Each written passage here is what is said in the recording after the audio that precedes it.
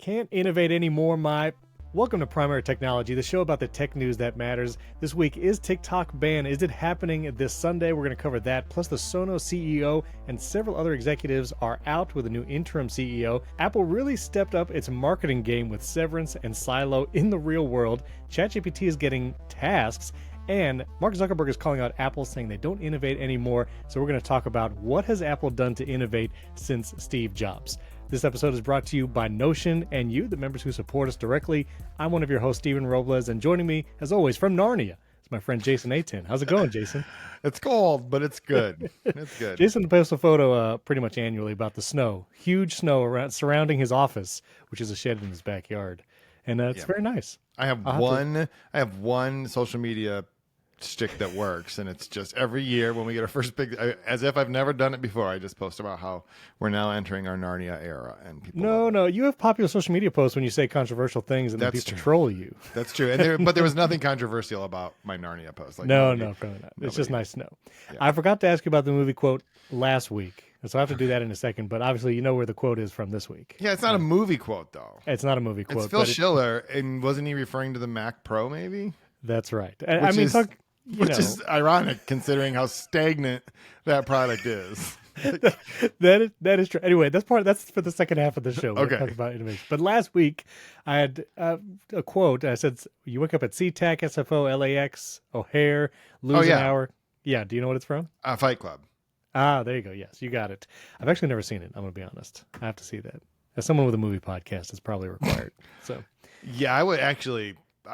It'd be worth the membership I pay for Mott's to just hear you two talk about Fight Club.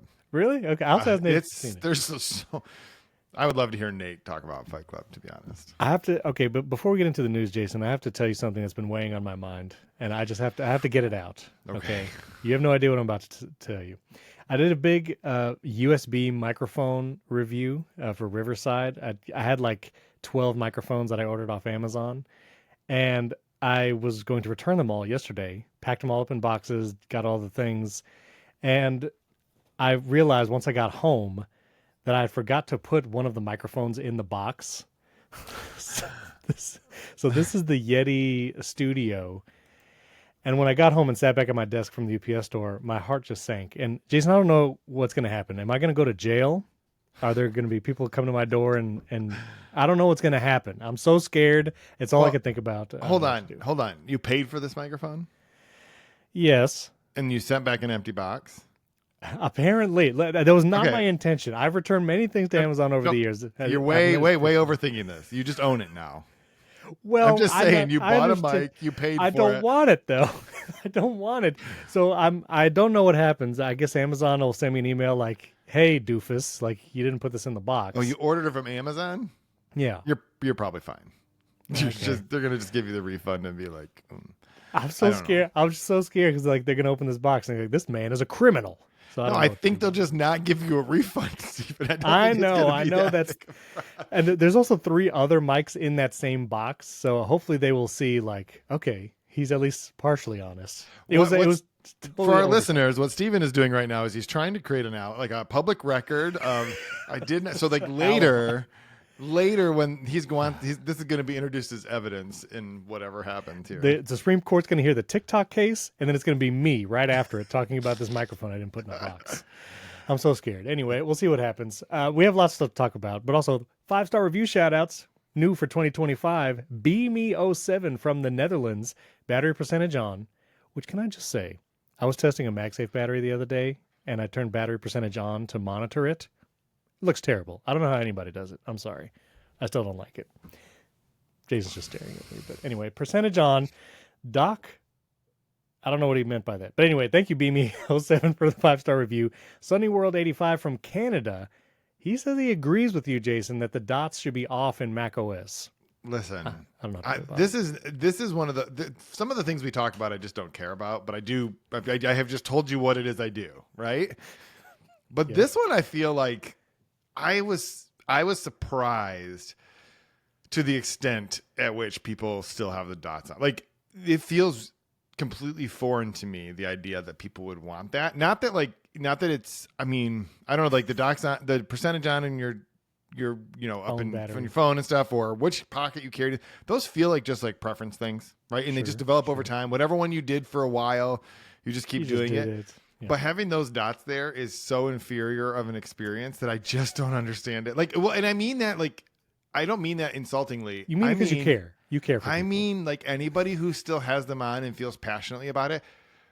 I would just tell you, if you could make it 2 weeks with them off, you would never turn them back on. I mean it. Like you would never. It's like someone who drinks cream in their coffee forever and they just decide, I'm going to just try just black coffee. If you could make it through 2 weeks, I don't think you'd ever put cream in your coffee again.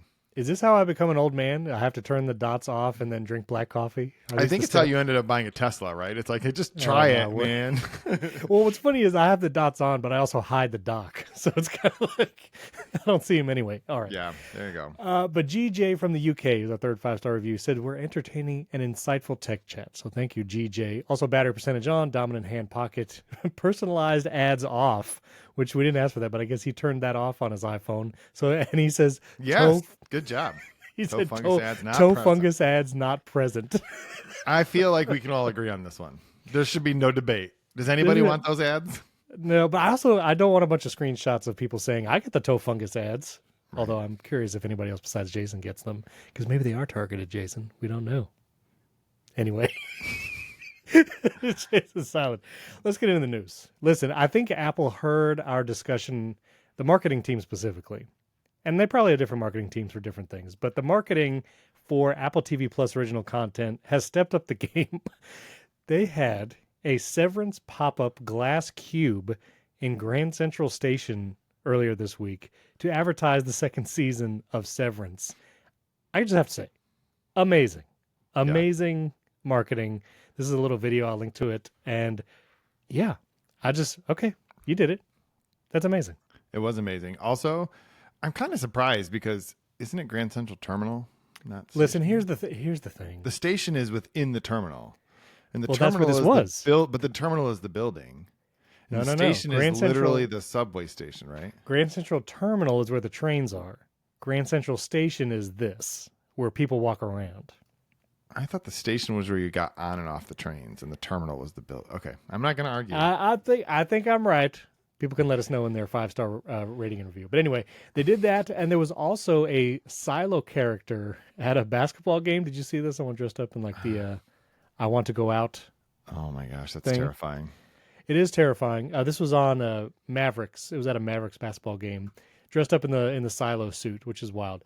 I do have to say, I watched, me and my wife started the second season of Silo, the first episode. Did you watch it? Do you watch Silo? I have watched every episode now. I binged all the way through the middle of the second season and then got really mad.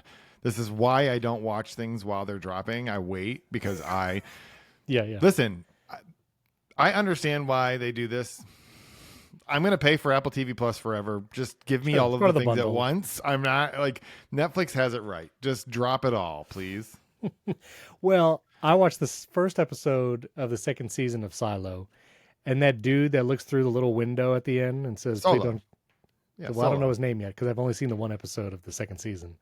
But he says, don't try to open this door again or else I'm going to kill you. I was too scared. I couldn't keep watching. No, you got to watch it. I will. Did you like season 1? Yeah, I loved it.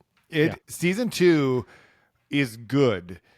Okay. It sort of like takes the momentum and energy of season 1 and it sort of stretches it out a bit. Like it doesn't feel like it's moving quite as fast, but the reason I think it feels like that is it's like getting into the really good stuff. It's like, I mean, she's in another silo. Like that's a big deal. Like all these things. And it's like, okay, maybe that's the reason why. Also, my perspective is a little warped because I literally watched all of season 1 and the first half of season 2 in like a weekend.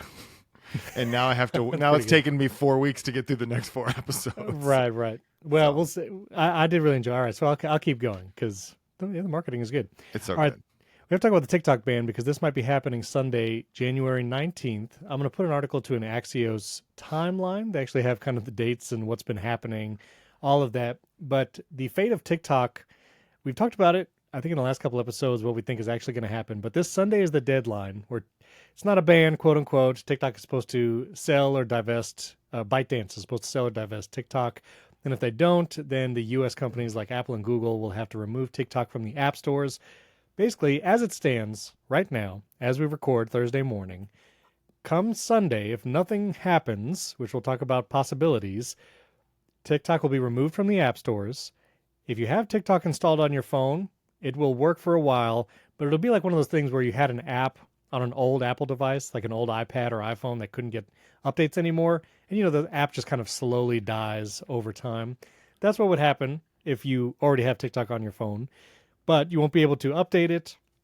If you upgrade your phone, you won't be able to install it, and it will be essentially a ban. There's a bunch of TikTok creators doing like goodbye videos on the platform right now. There's a couple things that could happen. The Biden administration said that they are trying to work to extend the deadline so it wouldn't go into effect this Sunday. And also the Supreme Court could rule before Sunday to extend on its own. So the Biden administration could do something. Supreme Court could do something. Trump has said he was going to, was an executive order to extend. He was going to issue an executive order to say things. To say things, but he's not president until the 20th. So that could not go into effect, obviously, before this TikTok ban. So we'll see what happens. Sunday, we will know for sure what happens. But it's looking like, and you are putting your money, Jason, on it happening. Well, okay. I don't know what it happening will be, but a couple of things. Sure. One, it's weird that the Biden administration wants to extend the deadline on a law that he signed. Like, you signed this law, and the entire reason that they picked that date was because it was the day before the next presidential inauguration. Like, all of this was intentional. All of this was done exactly the way that they had designed it. And so it's sort of weird, and it feels like this is what politicians do. They literally just want to kick things as far down the road so it's someone else's problem as possible, and then they get to the deadline. Like, this happens with the debt ceiling every couple years, right? They just that's what they do. I think I said on a previous episode, that I don't think the Supreme Court's going to overrule this, and it does will not just extend it; they're going to uphold the law as constitutional. I believe, right. And I think that the oral arguments, was it last week, bear that out. They do not seem inclined to overturn this law. Overturn this law. Different branch of government does that. Sorry. Yeah. Anyway, they don't seem inclined to do that. So.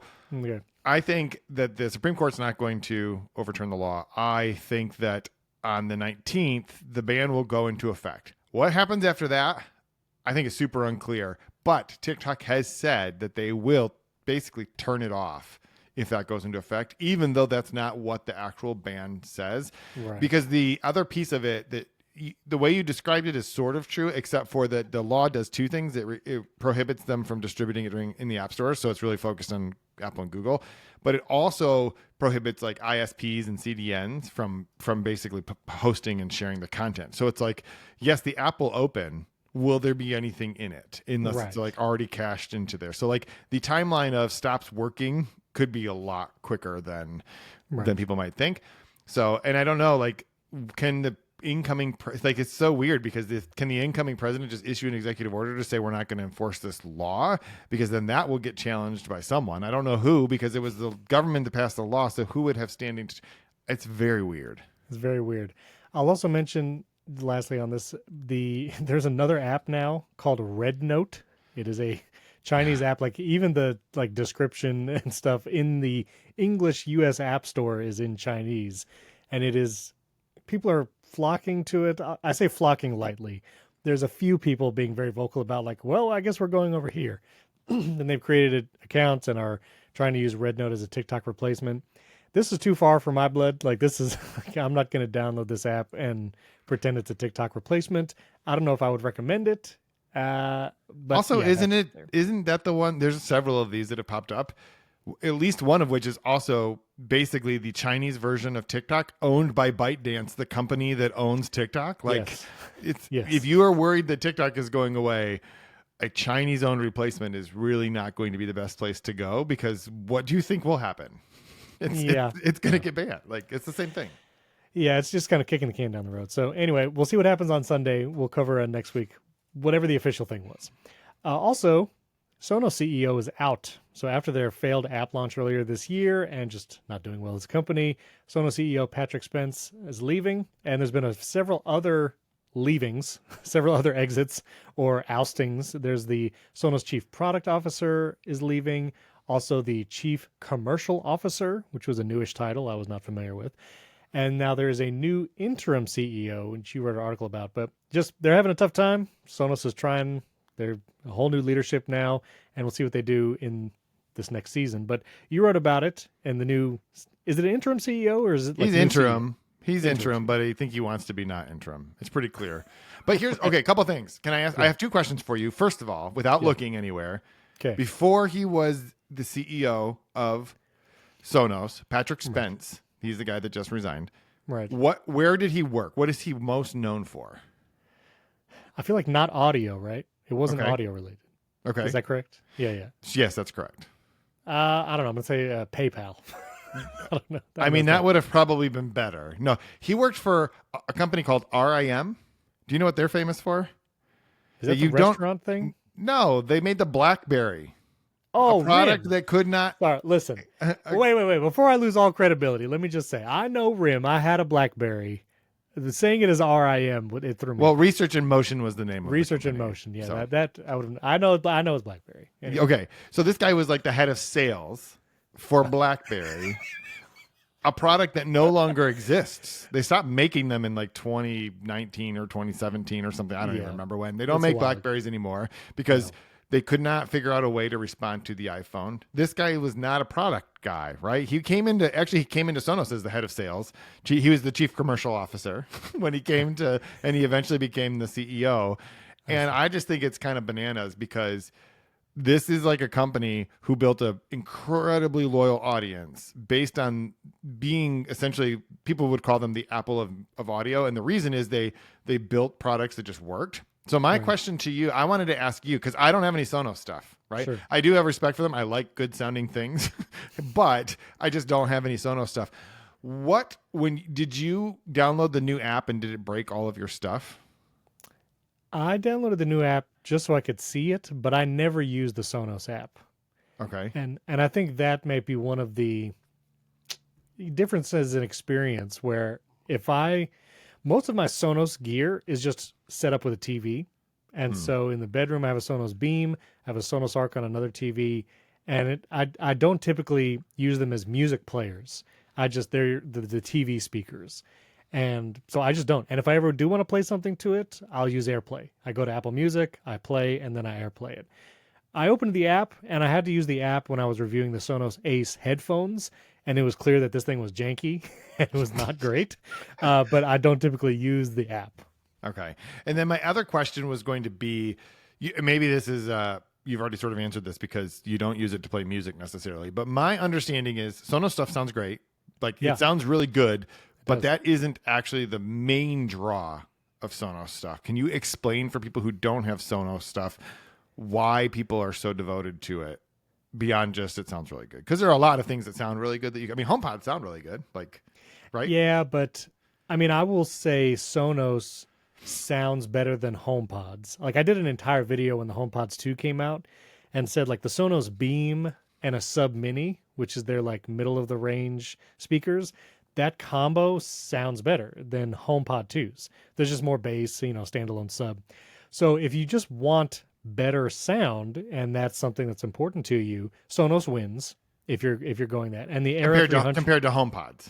compared to HomePods, yeah, I mean you could get probably Bose systems, you can get You your can own get a Bowers bespoke. and Wilkins system, spend $12,000. That's going to sound better than Sonos. Yeah, but when it comes to I think sounding better but not crazy expensive, like it's expensive but not like over $10,000, I think Sonos was a good option. And I do think the experience, it feels very Apple-like. It feels very like the packaging is Apple-like. It feels new and modern. And typically the setup is pretty easy. You open the Sonos app, you plug in a speaker, the little card comes up, which feels like an Apple like little card for AirPods or HomePods.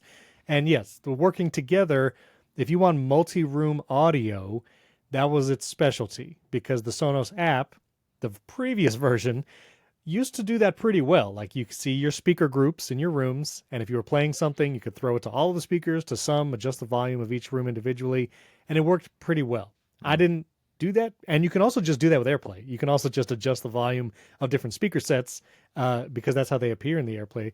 But yeah, I think it was just the hardware feeling felt premium, like Apple. It wasn't tens of thousands of dollars; it was thousands, and it did sound really good. Got it. Great. I was just curious because again, not having any Sonos stuff, I understood that it was like people are very passionate about it. And just for any of our listeners who don't have Sonos stuff, and I don't not recommend it, by the way. Like, I think if somebody wanted to send me Sonos stuff, I'll replace all my HomePods today. That's Jason asking for a, yeah, okay. I'm just saying. Yeah. But you wrote an article about the new interim CEO, which what's his name and what did he write? Tom Conrad is the new CEO. Okay. So Tom Conrad he's a board member. He was also part of Pandora, so he does understand music. And he, I think he was maybe at Pinterest. I think so. This is a product guy, is my point. So one of the reasons you're seeing this exit of people in the leadership is, one, they eliminated the chief product officer role because he's like, that doesn't make any sense. The product team's just going to report to me. I know product, so we're just going to do that. But he, at the end of the first paragraph there that I shared, he talked about how when it all works, it's absolute magic, which is the thing that Sonos, like you just described, that it was known for. The problem is when it doesn't work, it just messes up everything that people are using, right? It's like if AirPlay stopped working because Apple updated the music app, people would be really, really, really angry, right? Like, we know that people get angry whenever something that they're used to working. And it's like, it seems like Sonos had lost sight of the fact that if you're going to update a product, it has to make the experience either better or neutral for people. Like, you can't make it worse and then spend a year saying we're going to fix it. It's like, it didn't have to be broken. It didn't have to be broken. Yeah. Well, and I think the other thing is, like, Apple has a lot of software things that are buggy. We complain about on this show, like screen time and just in general bugs. But the thing with Sonos is the audio and speakers is literally all they do. Like, that is they're very hyper specialized company, totally focused on audio and that experience. And so when that one thing is buggy and doesn't work, it really feels like, well, this whole deal is not good, like the whole Sonos deal. So we'll see what they do. I'm also hopeful, curious if Sonos actually tries to release more products. Like, they really don't release a lot of hardware. They released the Sonos Ace headphones, they released the Sonos Arc Ultra, and a revised Sub, which, as a Sonos owner, I have the previous Arc and the previous Sub. I have zero desire to upgrade because they still sound great. And this might go to our personal tech segment later about what's our oldest tech that we just don't care to replace. So I do think they need to innovate on that. Like, obviously they're a hardware company. That's where they make their profits. There's no subscription service. You don't pay for Sonos as an app or anything. So there probably needs to be some innovation there when hardware release some products. So we'll see. We'll see what they do. Yep. We'll see. All right, ChatGPT, it can now do reminders, Jason. So not for the free plan. Tasks. Excuse me. So now if you have a ChatGPT Plus account, you can ask it to remind you of things, but ChatGPT is calling them tasks. Again, this is for Plus, Team, and Pro subscribers. I think, Jason, you pay the $200 a month for ChatGPT Pro, right? No. Yeah, I don't pay the $200. No. I pay for Plus. I pay the $20, but that's it. It's worth it for that, but it's not worth it. $200. No. But yeah, you can tell it now to remind you of things. It's extremely limited. It can only do a maximum of, like, I forget what it is, 10 or 20 tasks or something like that. So there's like a maximum of what it can do. It's, you do have to actually go into the app and ask it to remind you. You can start a voice conversation if you want. Like, you can map that to your action button on the iPhone or create a shortcut with that. But I think it's interesting that ChatGPT is trying to become almost like an ecosystem. I feel like this is the first foray in ChatGPT being like, maybe if we can do tasks and then maybe calendar, that they can be positioned as almost like a productivity suite in addition to just a chatbot, which I think is an interesting move. They also already have a search engine. They already have a web search. I feel like, I don't know, I see this ecosystem coming into focus. Does it feel like that's the direction? I think I think there's two pieces of context here that are helpful. So I meant to like think more about this to write about it because ChatGPT sent me their release, but I haven't had the time. But yeah, it's 10 active tasks at a time during the beta period. And the goal of this is really to try to figure out like how people will use this. I think it's interesting to think of this in the context of what Apple is trying to do with its voice assistant, which is to use your personal context to inform the types of things that are happening. And so if you're ChatGPT, right now, none of the things that Apple is talking about doing in terms of using your personal context to inform, say, Siri, Dingus, whatever you want to call it, the thing that we aren't allowed to talk about, like Dingus, the Dingus. yeah, exactly. What's his name? He who shall not be named. He who or shall not be whatever. named. Yeah, That's right. exactly. So, anyway, I literally can see his face, and I actually can't think of the name, but it doesn't matter right now. Harry Potter's Sauron? nemesis. Oh, no, no. it's Harry Potter's nemesis. Isn't That's it? right. That's right. Voldemort. Thank you. Voldemort. Yeah. Why did I say thank you? Like there's a voice in my head that just told me who it was. Anyway, this is the best podcast of all time. So I think that if you think about it in that context, right now, ChatGPT has such a lead on what Apple's trying to do. But what they don't have is the ability to take all of that kind of context. But now if you're feeding all of your tasks into it, it's developing that sort of thing. And so like I'm sort of two minds. One, I think that it would be amazing to have the chat assistant that you use or the AI assistant that you use have all of this context and information about you, but also you're just helping ChatGPT train all of this information about you and about other things. And so you just kind of have to decide how you want to do that. I'll definitely be giving it a try to see like how it works. Because yes, I do pay not the $200 a month, but I'm going to be interested to see like what it does, because most people, like we're talking about apps that don't work.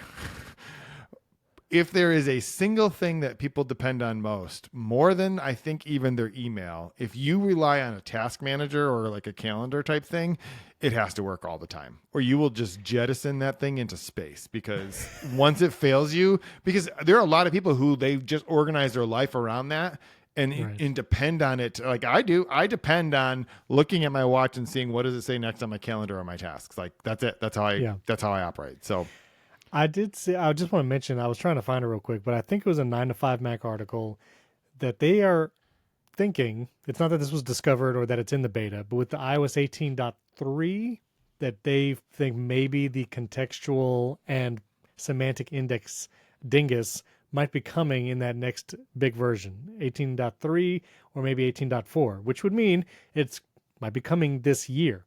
Yeah, and like not 2026, like we've heard. Right, which Mark Gurman was saying that might not be coming till late 2025 or 26. So I'm curious if and when that beta comes out with contextual Siri, I will get back on the beta train. I've not been on the beta train because I like my less bugs. You like battery. You like battery life. You don't want to have to worry about your battery percentage, so you just want all of the battery life. I love battery life. Look, I got MagSafe batteries over here. I got this battery over here. This one, I actually did this video that I actually scheduled a video to publish right now. As we're recording, it recorded right now at 9 a.m. or published right now at 9 a.m. This is a retractable USB-C cable, Jason. Look at this thing. You know what that is? Something else that could break. Listen. Oh, but also, you see this handle? You see this little handle right here? Also, USB-C cable. Okay, I want to say something about this real quick. First of all, best Christmas present I got all year came off of Steven's referral recommendation list. Actually, I don't know if this is the best one, but I also got the car mount. I got the car mount too. Oh, yeah, the car mount. Yeah, that's right. But I want to say built-in cords to charging battery things, I get it. I understand why they do it, because like what good is it to have a battery if you don't actually have a cord that you can charge from, and then you're like, is it USB-C or USB-A or whatever? Right. Nope. I think it's a terrible idea, because it is it's just one more thing that can go wrong. And I want my 3 meter cable or whatever, not 3 meter, 1 meter cable, like, or whatever. I don't like cables built into batteries. It's a bad idea.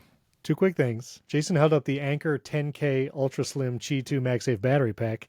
In the video that I just published right now, I say that's still my favorite one. It's still the best one. So good job. I still think this one is my favorite one, but that's just because it sits on a chart, like it sits on a stand. So this one actually is a stand. It's an Anker one. I don't know what it's called. Steven can probably tell you, like, from memory. But I really like it, and which is true of this one as well. But this one, if you are like, if my kids need to use this battery and they don't have a MagSafe phone, because like one of them still has an SE, they can just plug in a USB-C cord and plug it in, and it'll charge. So it's kind of nice. Well, I'm going to show you one other thing. You say you don't like built-in This cables. is not even on our list, but anyway. No, this is another MagSafe battery. This is the Romos. You might like this. This one can charge an Apple Watch because it has a little indent right here. I think. Did you do a video on this? Did I see this? Okay, I feel like I've seen this. Yeah, you can charge your phone and Apple Watch, but it comes with this tiny little cable, but it's not built in. you can take it out. Mm-mm. And so, but if you want to charge your phone wired, because that will always charge faster, less heat, you can still MagSafe it to the back of your phone, but then plug in the USB-C cable just like that. It's pretty slick. Pretty slick. Just throwing that out there.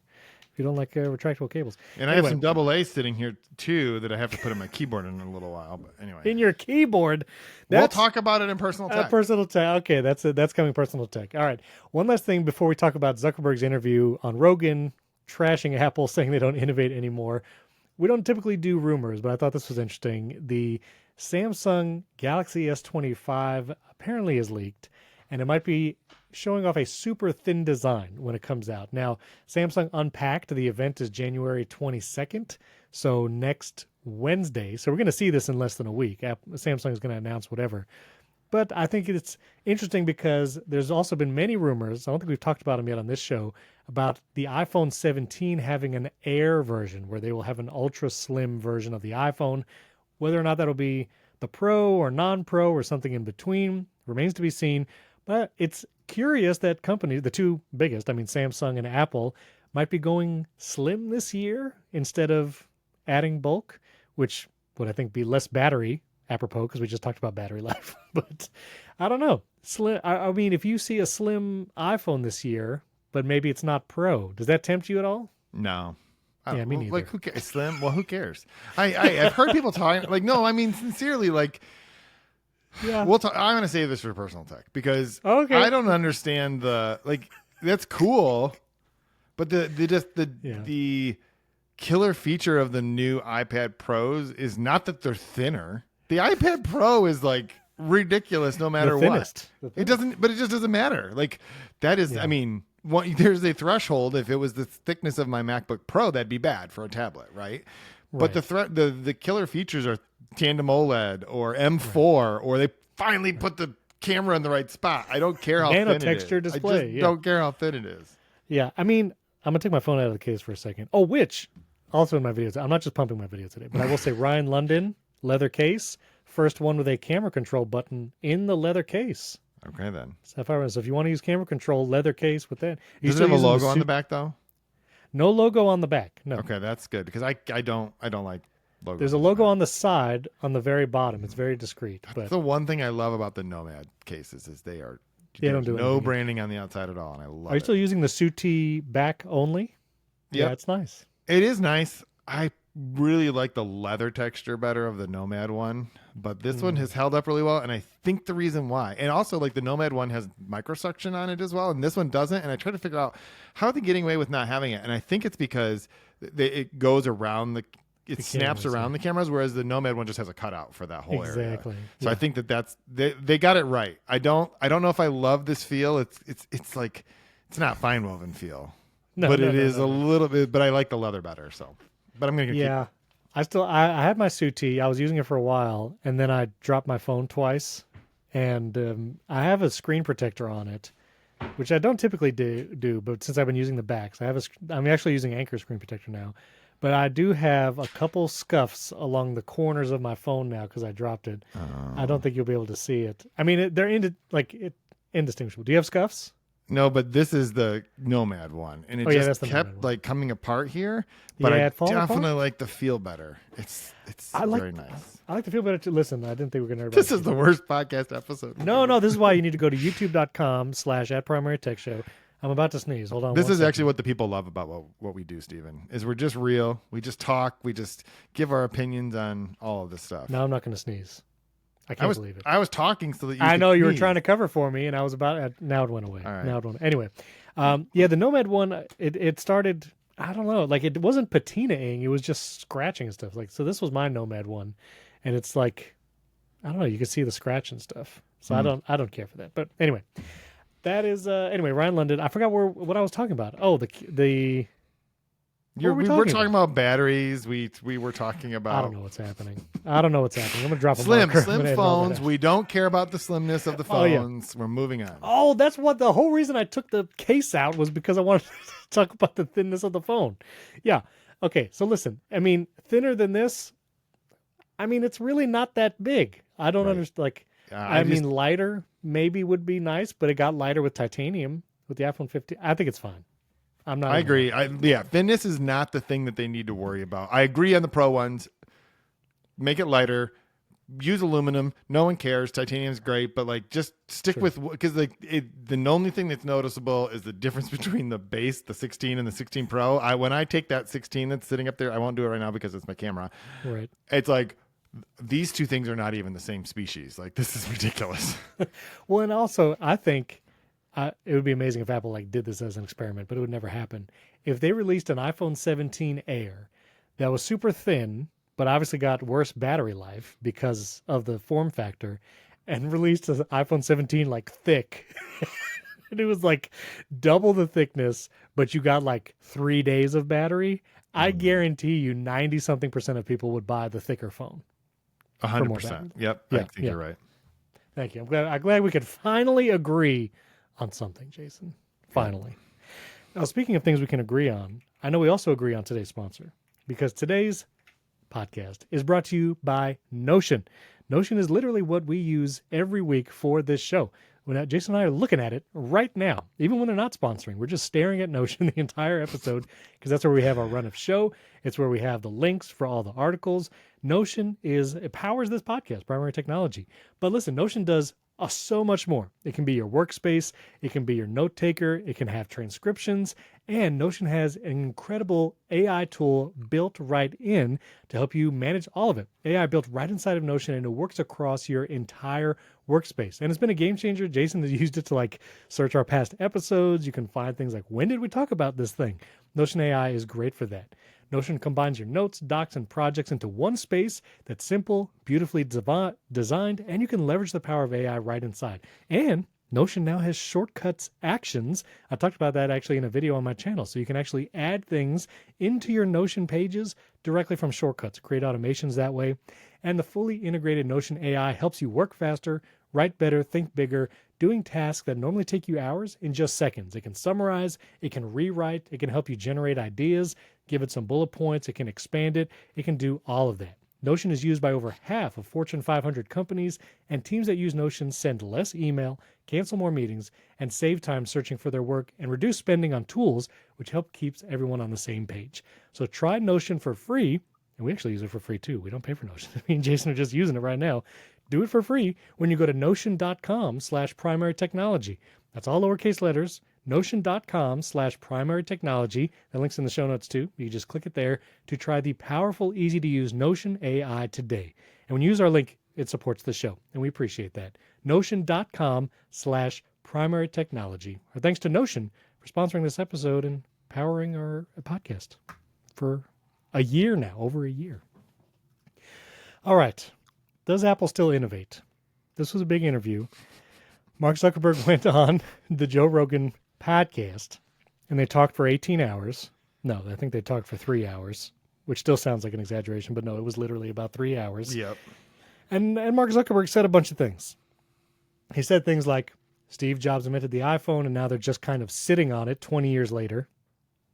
Wild statement.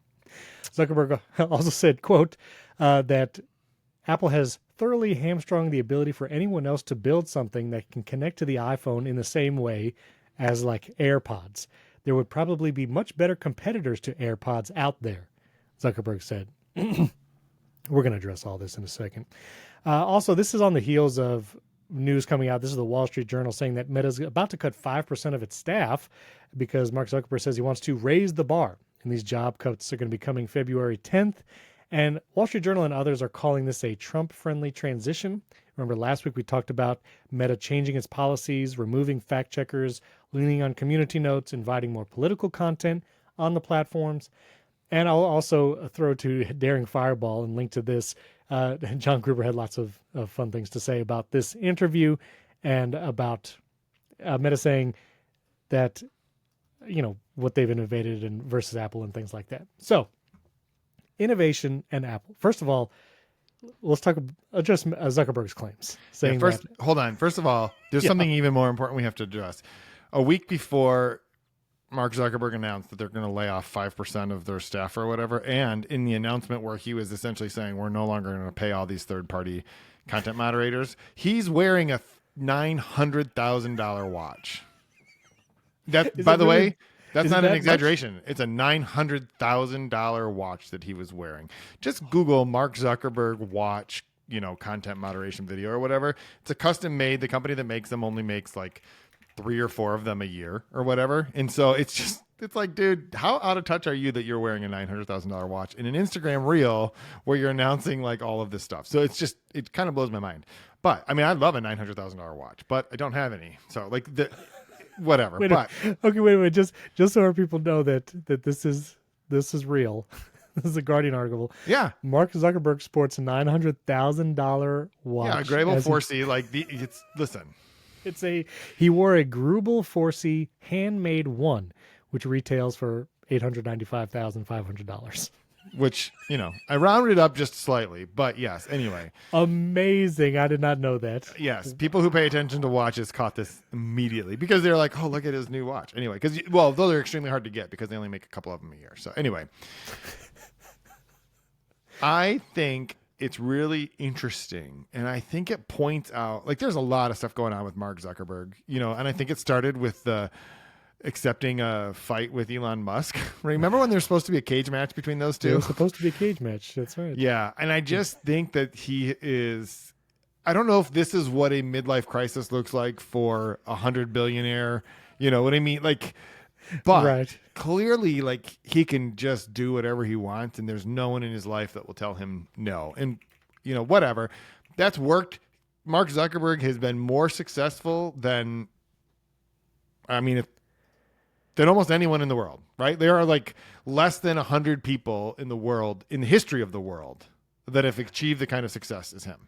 Okay, so Mark Zuckerberg is 40 years old, in case anybody was wondering. I was wondering, so maybe you were wondering too. He's 40 years old.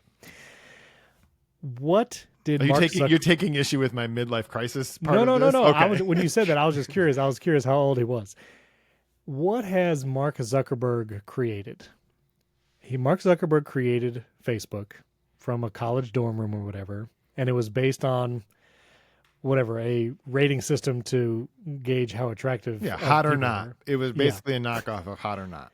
That's basically what he created, and it became a social network, and that is what he has built. Now, after this interview, many people pointed out, if you look at Meta, the landscape of what Meta is today, WhatsApp is a massive part of Meta, Instagram, now Threads. You could say Threads might have been a product they invented, but a lot of those things are things that Meta acquired. Meta acquired Instagram and then added a bunch of features that copied Snapchat and TikTok, namely stories and reels. WhatsApp existed before Meta. It was just acquired, and I don't know if anybody's opened WhatsApp recently. I don't prefer the design, and I wouldn't say that is a beacon of innovation in messaging apps. Well, okay, I will say this about WhatsApp. It is the best group messaging app that there is. Group messaging app. That's fine, but it's also not changed in the last 10 years. Like 5 years maybe. Maybe 5 years is more accurate. Like, has there been any anything innovative about WhatsApp in 5 years? I mean, how innovative do your group messages need to be? Well, exactly. That's my point too. I'm not saying it needs to be. I'm saying, like, if we're talking what has Meta innovated. The Ray-Bans Meta, which Ray-Bans is making the glasses, and it's just Facebook software. And that's one of the things I feel like this entire interview I feel like it needs to be said. Meta is a basically 100% software company. Like, they don't make hardware. The Meta Ray-Bans is made by Ray-Bans. They tried to make a Facebook phone, if someone remembers, like 10 years ago, and that failed. I mean, They make the headsets, Quest. Again, acquired, right? No, but I'm just saying they do make them. Like, those aren't make like the headsets now. I just want to be clear. The MetaQuest Pro. Okay, fair enough. Yeah, they make the headset hardware. Again, of all the technology categories, probably the least. But they did not invent it, right? Yeah, go down the list. They did not start Instagram. They bought it. They did not invent stories. They copied that from Snap. They did not invent Reels. They copied that from TikTok, right? Yeah. They bought WhatsApp, which both WhatsApp and Instagram, like, you got to give him some credit because, like, they're extremely successful. Like, they're multi-billion user platforms, right? I feel like the one thing that I can give Mark Zuckerberg credit for unequivocally is that he understood what a good product was, even if he didn't make it. And he knew what might be a competitor to what he was trying to make, and rather than compete, would just buy it. Like, that's WhatsApp. Or copy it. Like, he could see, for example, like, what he saw from Instagram was oh, there's an idea there. But what we have is we have the social graph. We have the platform. Right. We have the user base. And that's why stories basically cut off Snap, is because it was a great idea. It's just that Instagram already had the user base that Snap was never going to get to. Even their most recent announcement, community notes, he made it clear, like, we're just copying this directly from X. He even said it. Right. And let's remember, Facebook was also not the first quote unquote social network. There was MySpace before that, and there was other weird things like LiveJournal and stuff before that. But Mark Zuckerberg, Tumblr. and the Tumblr's still around. So that's, I think, the picture of Meta. Now, his claim, Steve Jobs invented the iPhone, and now they're just kind of sitting on it 20 years later. I just made a short list here, and you have another list. What is your list? I forget. Well, hold on. I want to just be clear. The reason that the iPhone 17 is not going to get any thinner is because Apple is just sitting on it, and we know that they bend. Bendgate was iPhone 6 Plus. But yeah. Now. Yeah, my list was of all of the inventions at Facebook. I think that the Ray-Bans is probably the most is probably the example that you could give them credit for. Yes, they partnered with somebody and somebody else is actually manufacturing them, but like there really wasn't a consumer product category of that type of a thing. I do think it's important to mention Apple has, I think, set the iPhone aside because it's the most successful consumer product in the history of whatever, which is why Apple hasn't made another product like that, because it is the most, like, no one will ever make a product that beats the iPhone. It's just, it's not going to happen. It was the quintessential personal computing form factor. Yeah. But AirPods, Apple Watch, iPad, all bigger businesses. HomePods, bigger business. The Apple Watch straps are a bigger business than the Meta Ray-Bans. Okay, so with the quote about Steve Jobs specifically, I feel like that's such a easy, like, I'm going to drop Steve Jobs' name here and it automatically, like, I don't know, is some kind of takedown or whatever. But Steve Jobs passed away in 2011. Yeah. I still remember where I was. It's weird. But so he passed away in 2011. That was also the year of the iPad release. Am I correct? No, iPad was 2009. iPad release, original iPad was 2009. Original iPad release. Sorry, I'm trying to fact check myself here. The original iPad was 2010. Excuse me, 2010. So right the year before he passed, because he introduced the iPad on stage. That was probably the last big product announcement that Steve Jobs did. After the iPad and after he passed in 2011, what was next? You could say the Apple Watch was 2015. Steve Jobs probably knew about it, was aware, probably was not, didn't have a huge hand in it because it came out 4 years after he passed. We have the Apple Watch in 2015, AirPods, I believe, in 2016, 17. And I would say AirPods, pervasive technology. I want to talk about Zuckerberg's claim about Apple locking things in and there would be more innovation if they allowed whatever. But anyway, I think AirPods, especially the quality of AirPods Pro 2 now, I mean, that is, I think, leaps forward. The 2019 Mac Pro, which, again, I started the show with Phil Schiller's quote talking about the 20, what was the Mac Pro where he said that? What was the year? It was the 2013. Was it the trash can, wasn't it? The trash can Mac Pro was in 2013, and that's when Phil Schiller, and I feel like it was the first time Apple ever directly addressed claims that it wasn't innovating. It was 12 years ago, and it was Phil Schiller, when they announced the Mac Pro trash can, said, can't innovate anymore, my ASS. So anyway, you had that, but I think the 2019 Mac Pro, I think that was pretty amazing product. The Pro Display XDR, again, quality-wise for the time, still very expensive. But if you want to talk about innovative, the M series chips, I feel like everybody forgets about this as a product that Apple makes. Once Apple started making its own silicon, which actually started with the iPhone, let's be honest, like the A4 chip and all of that way back when, the Apple silicon revolution, which has been kind of a slow progress over the last, 10, 15 years, that is incredibly innovative. The fact that you can buy an M3 and M1 MacBook Air, and it is as powerful as it is, that's incredible innovation in hardware. So the M series chips, plus Apple then released the Mac Studio a couple of years ago. Again, the Studio display, but Apple Vision Pro also. You can say what you want about its popularity or whatever, but it is amazing technology. And again, post-job. So, I mean, those are just a few things to say. I mean, to say that Apple has just been sitting on the iPhone. We've talked about before how many products are kind of iPhone related, like Apple Watch. You need an iPhone to set it up. AirPods, you need an iPhone basically to set it up. Apple Vision Pro, also kind of an extension of your Apple ecosystem, all that. But I mean, it's kind of disingenuous to say that Apple has not innovated since Steve Jobs. Well, right? And to be clear, he didn't. That's not exactly what he said. He said, "What have they invented since then?" Now, and here's the thing: Sure. There's a little bit of a difference that I think is worth make. Steve Jobs invented the iPhone, and now they're just sitting on it, right? Okay. I think the important piece there is that. Okay, two things. It's weird that Mark Zuckerberg, someone who it's unclear what he's invented, period, would be knocking another company. So then you have to look and be like, why? Why is Apple living rent free in Mark Zuckerberg's head to the extent that it is? Like, it's true. Like it is. Like Tim Cook just tweaks him constantly somehow, and the two don't ever even talk. Like it is just it. I've never seen a person that is seemingly more obsessed with a different company than Mark Zuckerberg is of Apple. And here's why. Because for almost all of Facebook's Meta's existence, it has been at the mercy of Apple, right? Mm-hmm. Because Facebook exploded when it was on mobile, on the iPhone, right? It exploded because it was like you could have it anywhere. They made it, remember for the beginning of the iPhone, there was no, Facebook's app came later. Remember, they didn't even do a mobile app at first because they're like, nah, people just use this on their computers, whatever.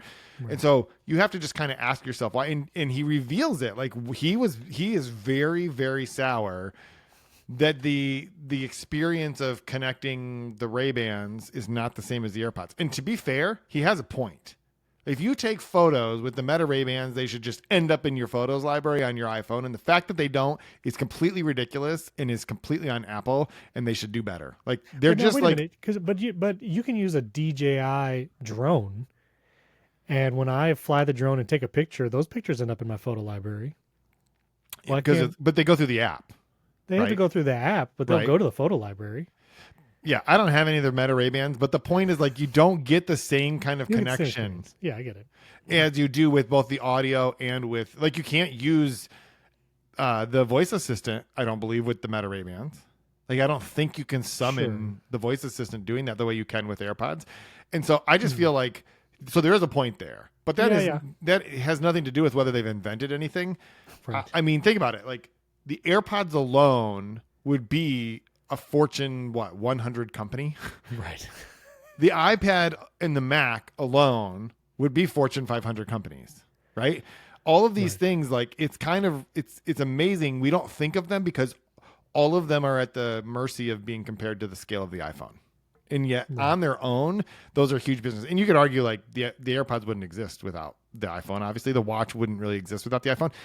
It's just the iPhone is a singular example. You can't compare it to things because it is so unique in its sense. So saying like, well, the watch, there are other fitness watches. I don't know anyone who was wearing a fitness watch before the Apple Watch came out. Now, I'm talking about people who maybe aren't using Apple Watches, but like the Galaxy Watch, the Pixel Watch, all those things came really after the Apple Watch became popular. So they invented a lot. They invented a lot. I also think, talking about why does Apple live rent-free in Zuckerberg's head, the app tracking transparency and the change, I forget what iOS version it was, that 14.5. What was it? 14.5 was when it actually went into effect. Because this is when you and I met. Oh, yeah, there you go. And the Ask App Not to Track. I mean, that significantly affected Meta's business. Because what is Meta's business? It's advertising. Right. Because Meta doesn't sell hardware products. They don't charge for their services. You don't have to pay to use Facebook or Threads or Instagram. They are a ads business. I mean, it is the same with Google. They're an ads business. And so why is Mark Zuckerberg whatever? It's because his entire business is based on where can my ads be shown. And a vast majority of them, especially here in the US, is on the iPhone.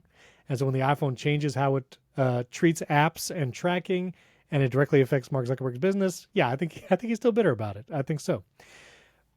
When it comes to does Apple's closed system prevent other companies innovating?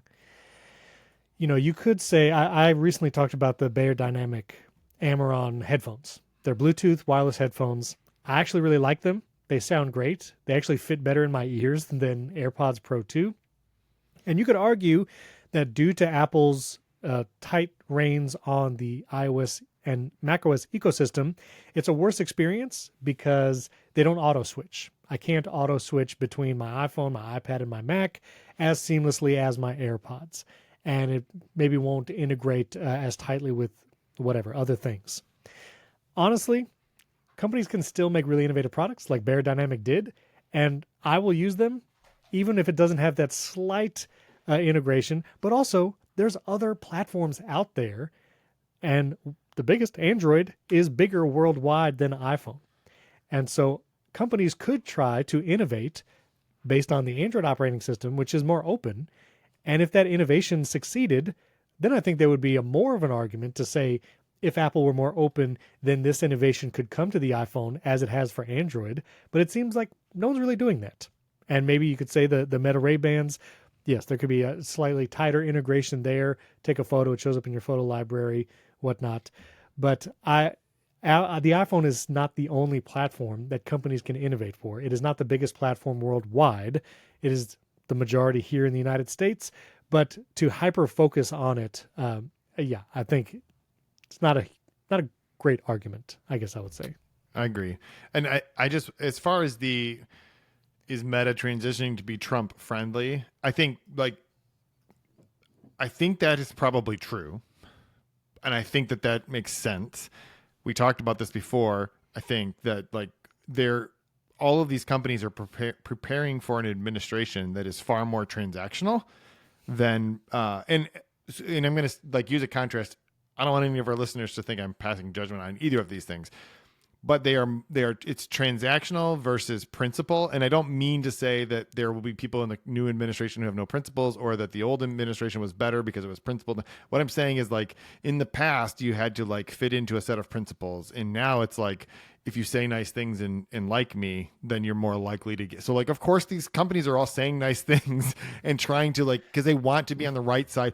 And to be clear, whether you like it or not, that is the responsibility of those CEOs. And it's very easy for someone who is not in that situation to be but you shouldn't curry favor with bad people if that's how you feel about the new administration. But if you are the CEO of a publicly traded company worth $3 trillion, it is your obligation to make sure that you are protecting those hundreds of thousands of employees, all of that shareholder value, all of the people who, here's the thing, putting tariffs on goods from China. Tim Cook was able to prevent that from happening to Apple in the last Trump administration, right? And it's absolutely his top priority because the iPhone is the lifeblood of a multi-trillion-dollar worth of economy. Also, he doesn't want to be laying off thousands of employees because suddenly the products get more expensive or the costs go up or these different things happening. Or you've got companies like Meta who they need the administration to help them negotiate with the EU, for example.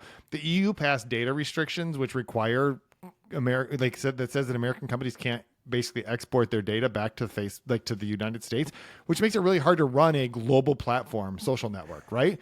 In the past administration, the current administration, we watched the EU just pass regulation after regulation. USB-C is required. Now you have to open up to sideloading. And the current administration didn't do a single thing to stick up for American companies. And that they want, all of these leaders are trying to make sure that the next administration does not follow that same path because they need their help. Facebook needs the administration's help to negotiate with the EU over data privacy protection. And the only way that's going to happen is say nice things. And I think, if we remember, the Department of Justice, there's still a case against Apple that we'll be seeing more of, I think, later this year. And a lot of it is the Apple Watch exclusivity on the iPhone and connectivity there. Sideloading and stuff in the EU might one day come to the US due to some of these laws. And one of the reasons I think Mark Zuckerberg goes on a podcast, on the biggest podcasts in the world, and says these kinds of things is... This is not the hold on. Sorry. You promised me this was going to be. I'm sorry. That's right. Mark Zuckerberg went on the second biggest podcast in the world, right under Primary Technology, and says these things because he wants these ideas, I think, in people's heads, in lawmakers' heads, who, and we've talked about it before, a lot of times when you watch these hearings, maybe the DOJ, it's hard to believe that these people intimately understand the technology and what's actually happening behind the scenes. And so saying these things to hopefully maybe the Department of Justice case later this year might have some sway. They can call back to these things that Mark Zuckerberg said or whatever as they may regulate Apple in the future. So, and speaking of, tech CEOs, again, having to work with this new administration, Tim Cook and a bunch of other tech CEOs are going to be at the inauguration on January 20th. And John Gruber had one of the biggest takedown lines in Daring Fireball where he said, "Rings don't kiss themselves." And I said, that's why he's a good writer. He's a good writer. So anyway, we'll see. We'll see. We'll see what Meta invents in the next year or two. I can't wait for it. Llama, let's talk about personal tech. You had a great personal tech segment. Maybe before we get to that, I just want to mention this Tim Cook interview as a personal tech. Tim Cook's personal tech, personal life.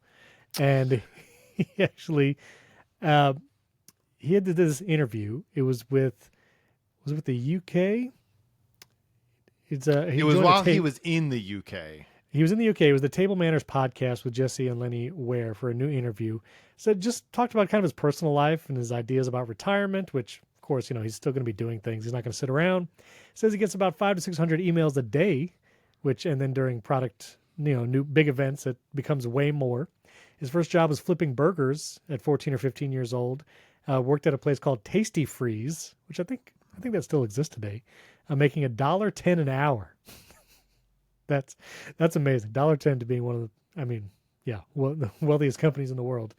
He also says he doesn't really cook that much. He just eats Cafe Max, which is the restaurant at Apple Park, which you had food from, right? You've been there. Yes, that's true. Yep, I've been so there's a Cafe Max in the Ring that there's probably multiple ones, but I've been in the big one. And then there's also a sort of Cafe Max-ish. I think they actually call it that, but it's in the visitor center across the street. So I've eaten at both of those. It's good. It is good food. I don't need fancy, and it's a slightly more fancy than I need, but it was really, really good.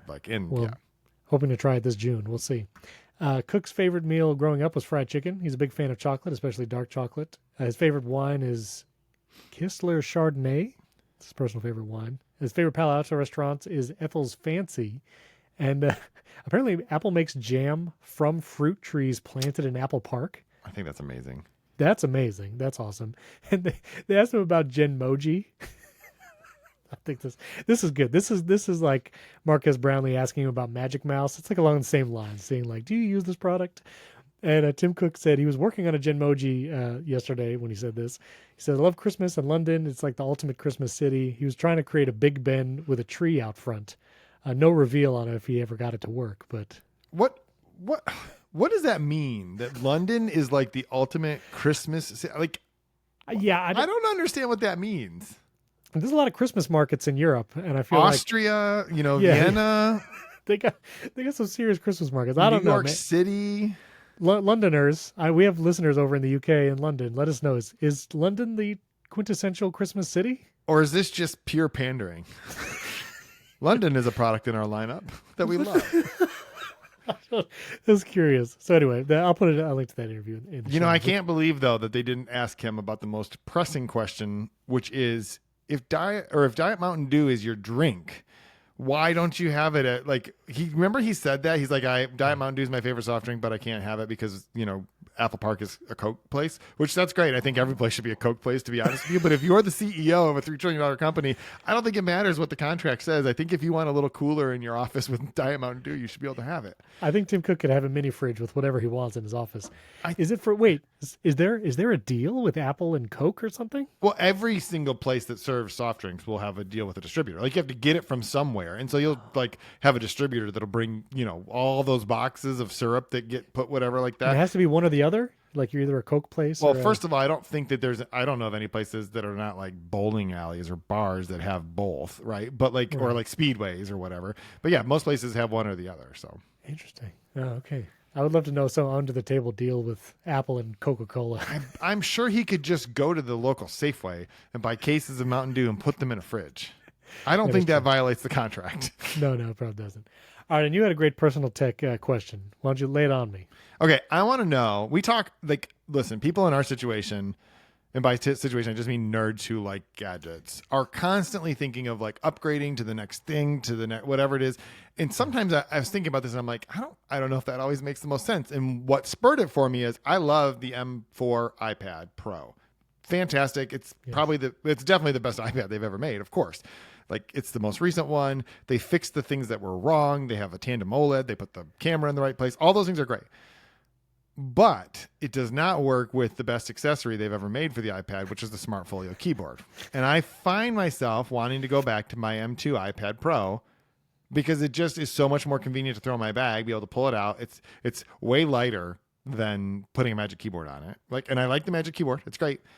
And so I was thinking about what is the oldest piece of tech that I own that I still use on a regular basis. And it's not the M2 iPad Pro. That's not that old.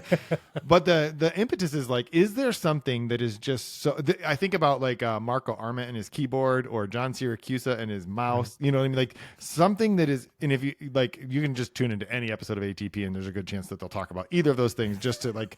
Just to... If you don't know what I'm talking about. But is there something that you still use on a regular basis that is just like so dependable and reliable that you just continue to use it? And so I have a couple that I'll just throw out there. I'll get to the best one in a minute. But like, we have several Apple TVs that we've never needed to upgrade because it's like on a auxiliary TV somewhere. It's like, I don't even know. I think this is probably a 4K one. Maybe it's not. Maybe it's just an Apple TV HD, but it's on like an old Samsung TV that's an LCD, not even 4K. So like, what am I going to upgrade that for? It's fine. Like, it just works, right? It still shows the things I needed to show. I don't need to do anything else.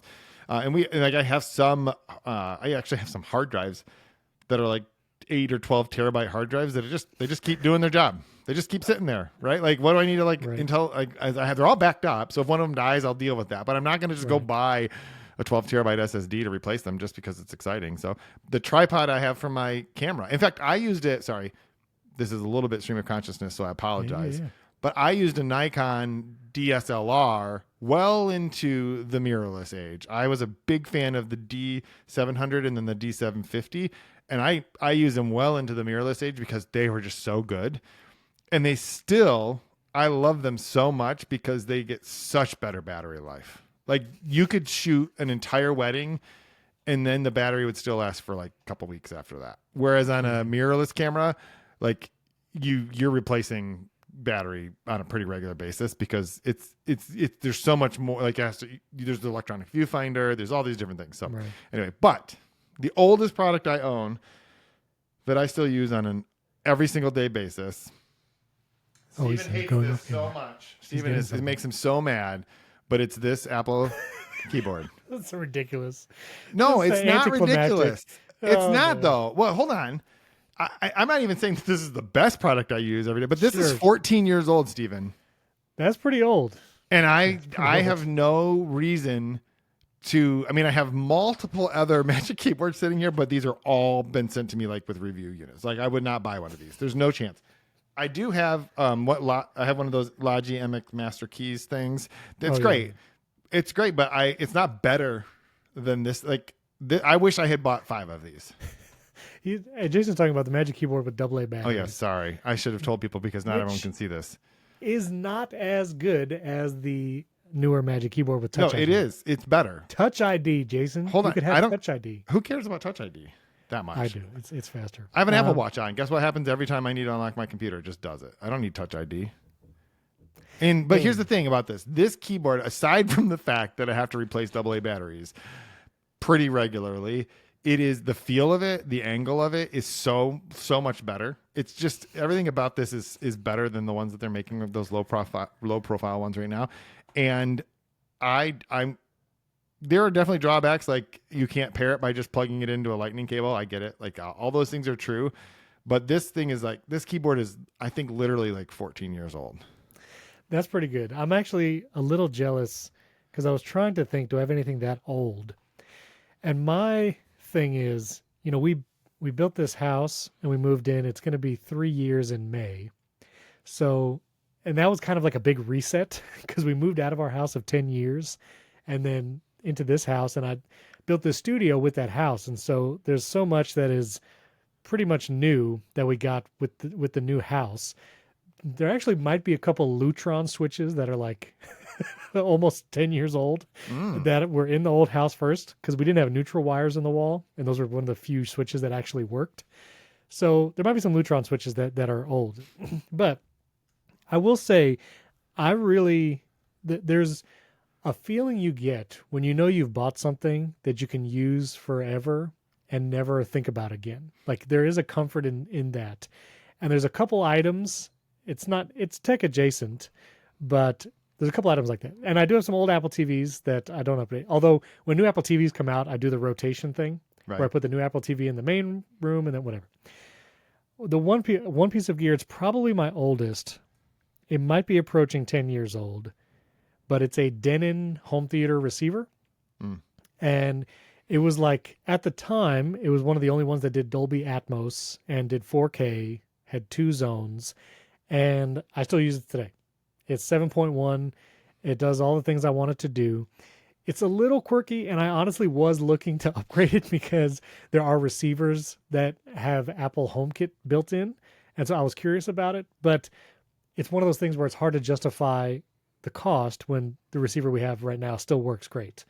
And so the receiver is one.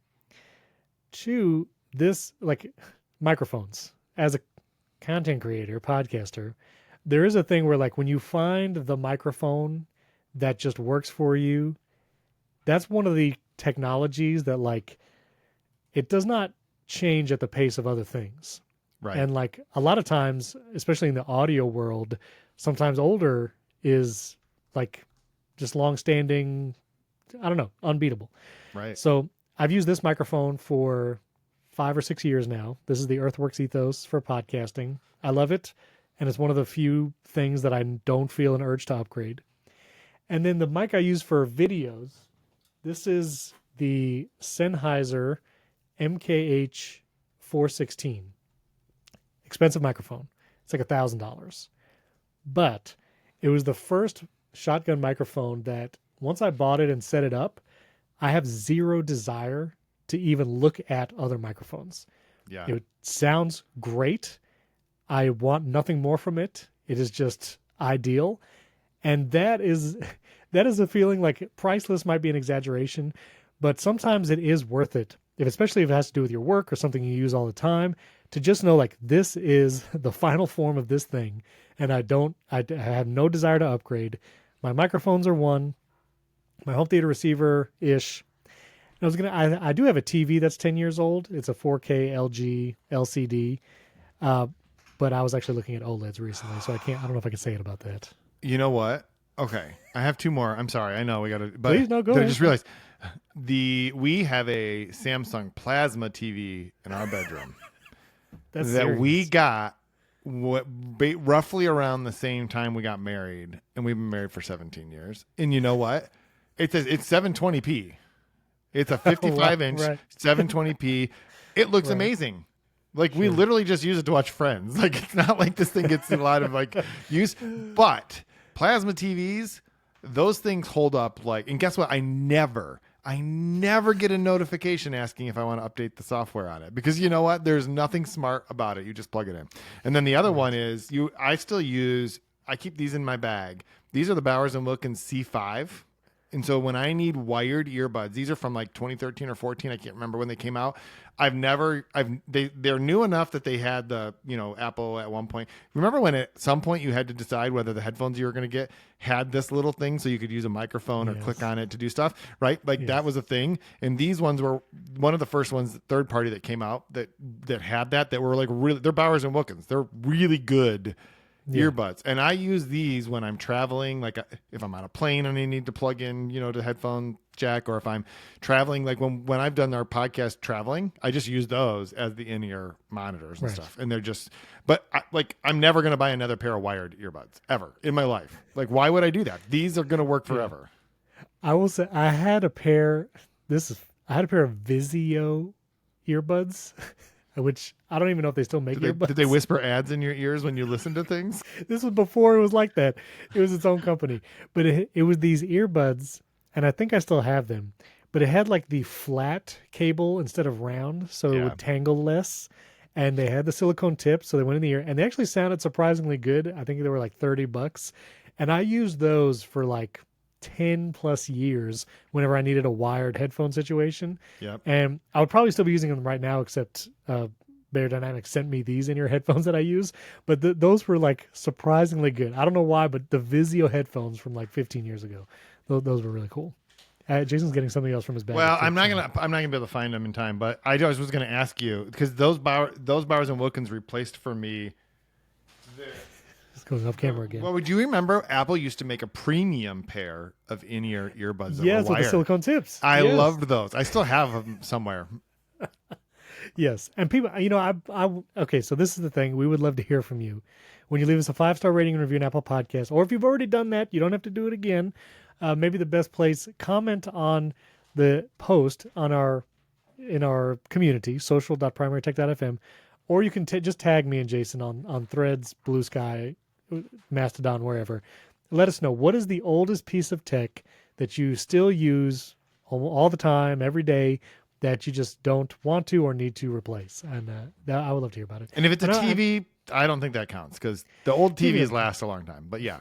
TV lasts a long time. But I think the audio gear, I was going to also say my camera, this is the Sony A7 IV. I got it 3 years ago. And it is another piece of tech where I have no reason to upgrade until 8K becomes pervasive and actually feasible, like storage-wise and YouTube and all that kind of stuff. I have the bandwidth for it, if you know what I mean. But but I have no desire to upgrade that because it's fine. Oh, and one other piece of gear I have to say that I will never upgrade: the Humane AI pen. Well, I'm glad to hear you'll never upgrade it. Also, because I stopped paying the subscription. I can't even use it anymore. But anyway, let us know, what is your oldest piece of tech? That was a fun segment. We're going to go talk about Starbucks' new policy in our bonus episode because Jason wrote about it. And yeah, got some thoughts. So if you want to listen to our bonus episodes, which you have a bonus episode every week, I'll also reveal a special thing I'm doing next week. I'll reveal it in the bonus episode because I don't know if I can even talk about it publicly. So I'll do the bonus episode. And I'll tell you there. And we're going to talk about Starbucks. So you can do that. Listen to our bonus episodes by going to primarytech.fm and click bonus episodes. You can support the show there, or you can support us directly on Apple Podcasts. You don't get chapters if you do that. Not my fault. It's on Apple. But if you want the chapters and all the good stuff, go to primarytech.fm, click bonus episodes. You can support the show there. You get an ad-free version and access to all those bonus episode catalog. Thanks for watching. Thanks for listening. We'll catch you next week.